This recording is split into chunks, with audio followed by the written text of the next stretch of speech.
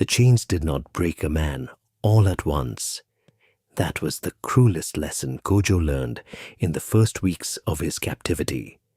The iron bit into his wrists like a slow fire, rust and sweat, mixing into a thin orange paste that smelled of blood. But the body could endure much. He had discovered this in himself with a kind of horrified wonder. It was the other things that unmade a person, the silences where your name used to be, the way the overseers looked through you as though the space you occupied were simply empty air that had learned, inconveniently, to bleed. His name was Kojo. He had been born on a Sunday. This was what the name meant in the language of his mother's people, the Yakan, on the Gold Coast. A Sunday child was said to carry a particular quality of steadiness, a root that ran deeper than trouble could reach. His mother had pressed the meaning into him like a thumb into soft clay, over and over, across years of his boyhood. You are Sunday's child. Remember what that means. Nothing that comes can take the root. He had been 17 years in the fields of a tobacco plantation outside Richmond, Virginia, when the war that everyone had been speaking of in whispers finally arrived in the open. By then he was 34, a man built by labor into something almost geological, broad-shouldered, slow-moving, with hands that seemed carved from darker wood than the rest of him. He said little. He was known among the other enslaved men and women as someone you came to when the grief got too heavy to carry alone. He would sit with you. He would not offer easy words. He had learned long ago that easy words were an insult to real suffering. The man who owned him was named Gerald Whitmore. Say that name carefully, because it matters to this story in ways that take time to reveal. Gerald Whitmore was 46 years old, a tobacco planter of the middling sort, not wealthy enough to be comfortable, not poor enough to abandon the plantation and try something else. He was a man held in place by debt and pride in roughly equal measure. He had gray in his hair and a permanent furrow between his brows that made him look as though he were working out a difficult calculation even when he slept. His wife, Margaret, had died of fever 8 years prior. He had 2 sons, Edmund, who was 20, and had gone off to join the Confederate forces with a great deal of noise and very little apparent understanding of what he was riding toward, and Thomas, who was 16, bookish, thin-wisted, and quietly terrified of his father. Kojo had watched Thomas grow up the way you watch weather, from a careful distance, reading the signs, not interfering. He had seen the boy reading in the barn when he was supposed to be learning to ride.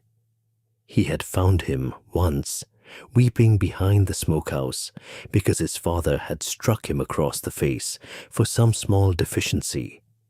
He had not spoken to the boy that day. He had only stood quietly until Thomas heard him and looked up with swollen eyes, and something passed between them that was not friendship, not then, but was the precursor to it. Gerald Whitmore was not in the taxonomy of evil, the worst sort of man.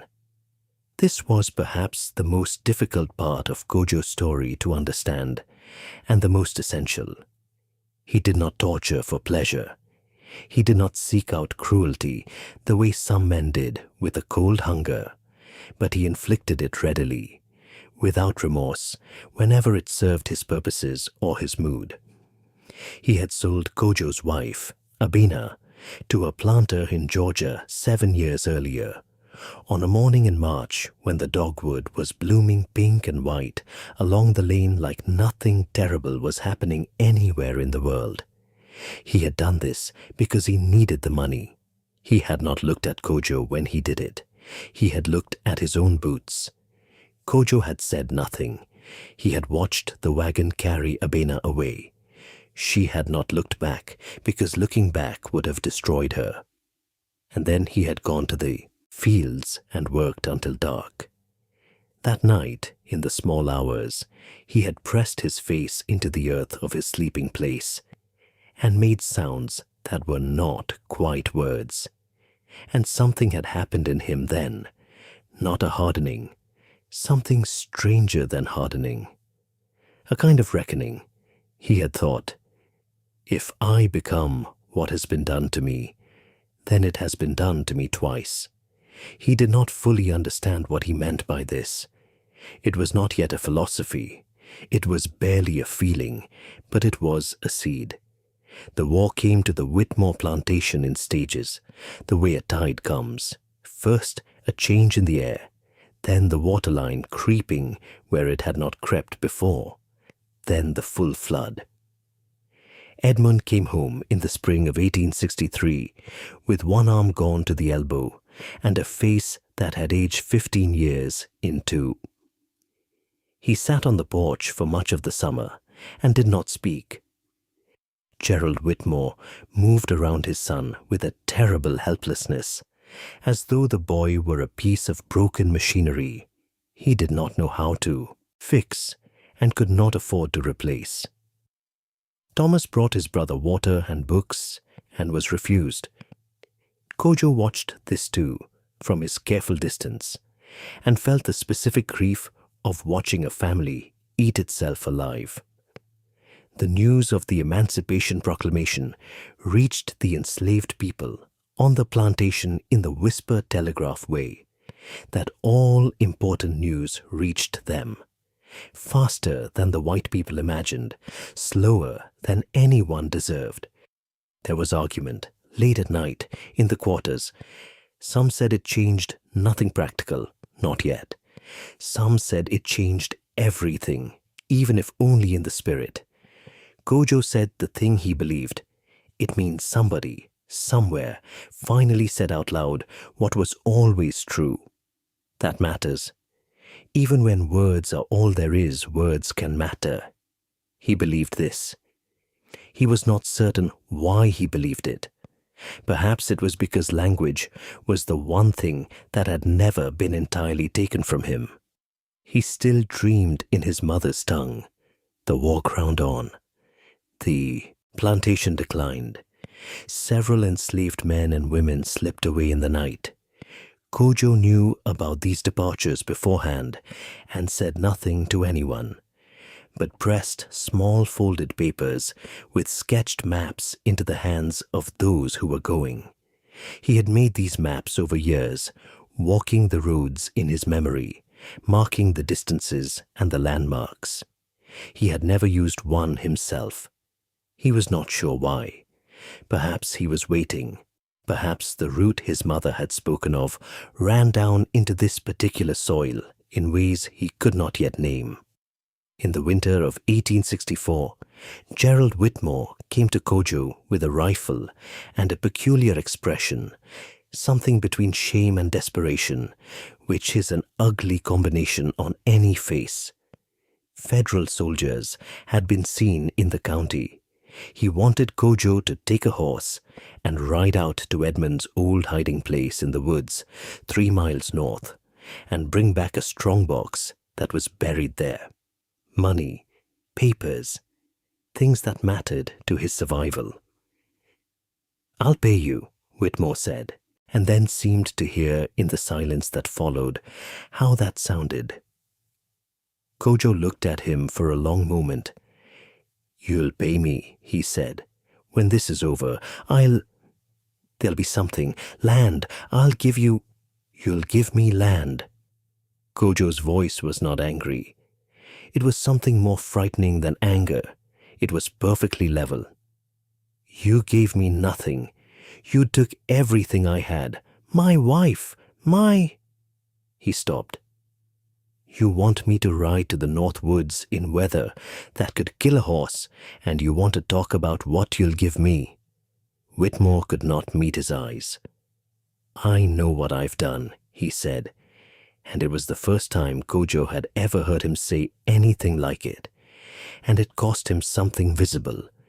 You could see it in the way his jaw tightened, the way his body seemed to drop half an inch, as if a small internal structure had given way. Kojo was quiet for a long time. Snow was beginning outside. He could hear it in the changed quality of the silence. "I'll go," he said finally. "Not for land, not for pay. Because I'm a man who keeps his word when he gives it, and because—" He paused. "Because there's a boy in this house who didn't ask for any of this." He meant Thomas. He rode to the North Woods. He brought back the strongbox. He did not take the horse and flee, which he could have done, and which everyone who heard the story later found almost impossible to believe. He came back and set the box on the kitchen table and went to the quarters and slept. The war ended in April of 1865 with a surrender that arrived in the county like a stone dropped in still water. The initial impact, and then rings spreading outward in all directions, touching everything. Kojo was free. This was true. It was also, in the first days, a fact that felt like a room he had been given the key to, but had not yet fully entered. Freedom, when it comes after a very long captivity, does not arrive all at once. It comes the way light comes through a window you have just cleaned for the first time in years. You notice it, you adjust to it, you're still adjusting. He could leave. He knew this.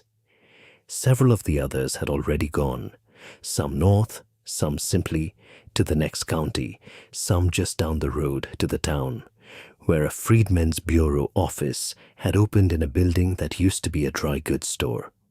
He could leave. He had, he thought, earned the right to walk away and never look back. He did not leave. Not immediately. What kept him was Thomas. The boy. He was 17 now, almost a man in the legal sense, had come to Kojo 2 days after the news arrived. He had come at night, which was the same as before, when everything important happened at night.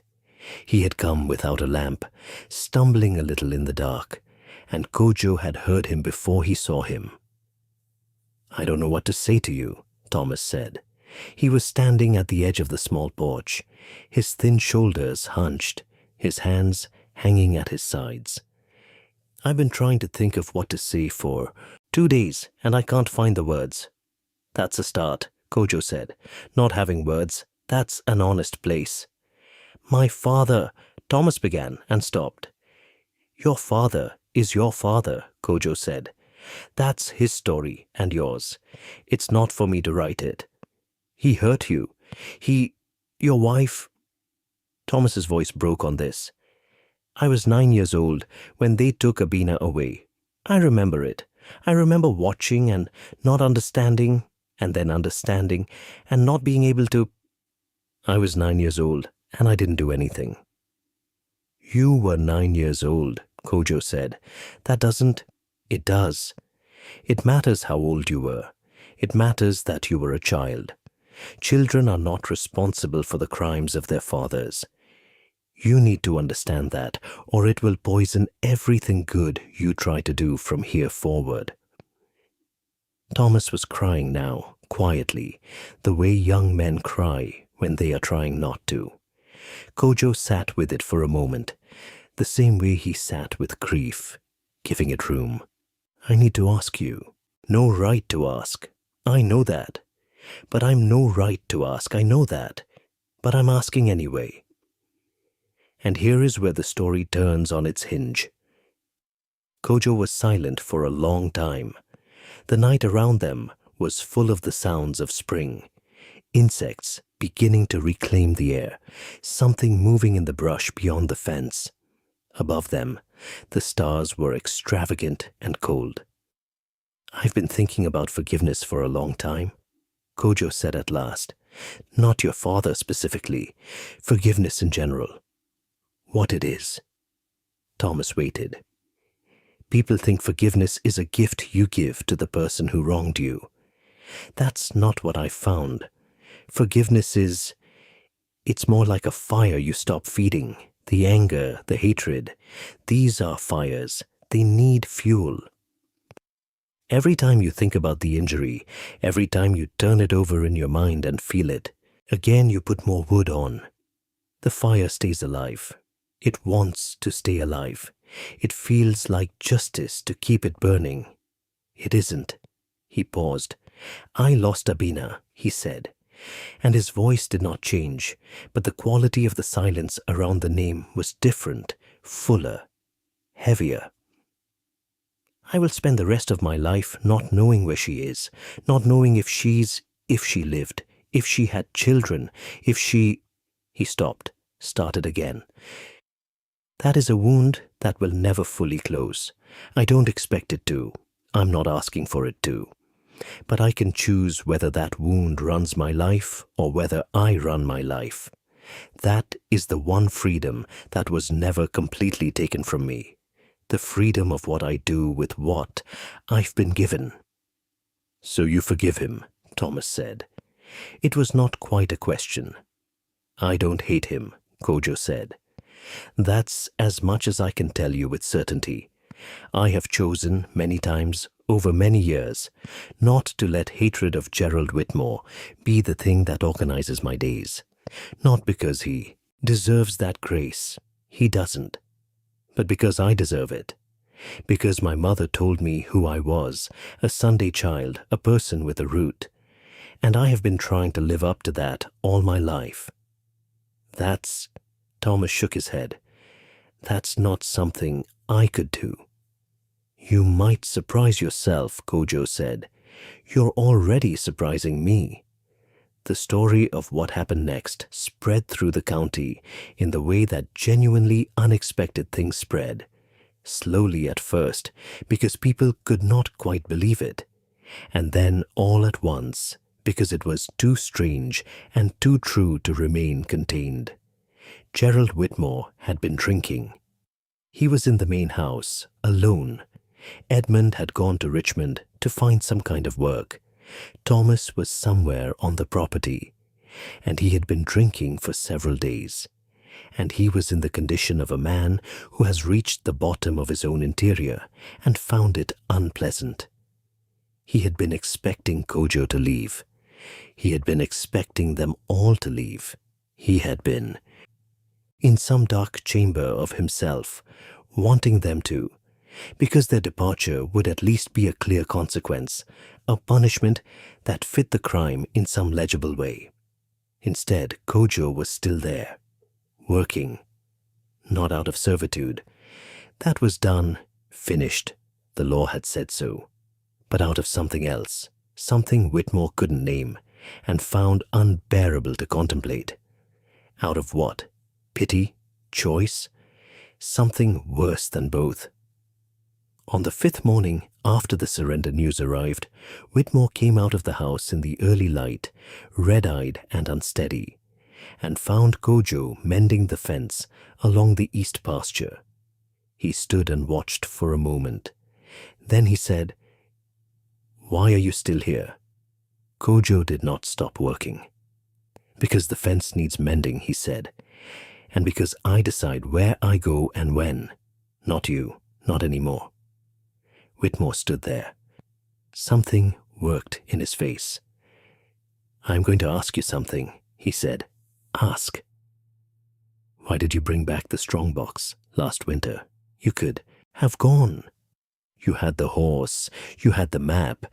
Yes, I know about the maps. I found one. I know what you were doing.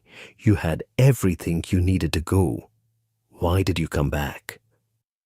Kojo set down his tools and looked at the man, really looked at him, in a way that he had not permitted himself to do in a very long time, because looking at someone clearly is an act of proximity, and proximity was dangerous when one person held a whip and the other person didn't. What he saw was an old, diminished man, a man whose particular brand of evil had been the small, daily kind, the kind that accumulates like sediment until the riverbed is entirely changed. a man who had told himself the necessary stories and was now, at the end of things, running out of the capacity to tell them. "Because I had a son once," Kojo said quietly. "He died before he was a year old, born here, on your land. He was buried in the corner of the south field where the big oak stands. I have never told you this. You never asked anything about any of us. We were tools to you, useful things. But I had a son and he died, and he's in the ground here, and when I thought about leaving, I thought about him." He paused. "And I thought about Thomas, who is not my son, and never could be, but who is a boy who did not ask for what he was given, and who is trying, in his own way, to find out who he is." Whitmore had gone very still.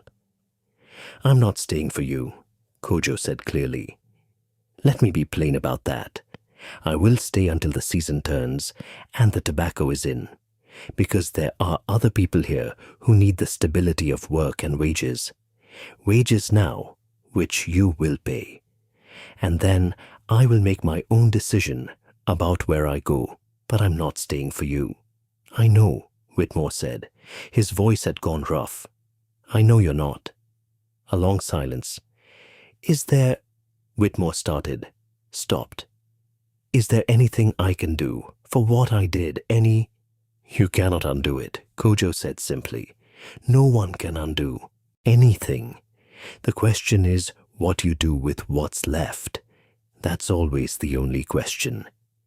He picked up his tools and went back to the fence. Whitmore stood there for a while longer. Then he went back to the house. He didn't drink that day. He had not, Thomas told people years later, drunk much at all after that. Kojo stayed through the harvest, as he had said he would.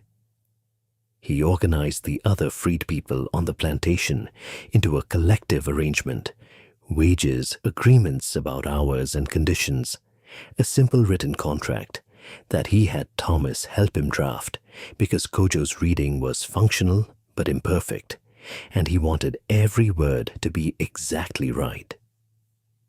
When the contract was complete, he looked at it for a long time. Then he folded it and put it in his shirt. In the fall of 1865, he left. He went north toward Ohio, following the same routes he had mapped for others across the years. He carried very little. He carried the memory of Abina, which was its own kind of ballast, both anchor and compass. He never found her.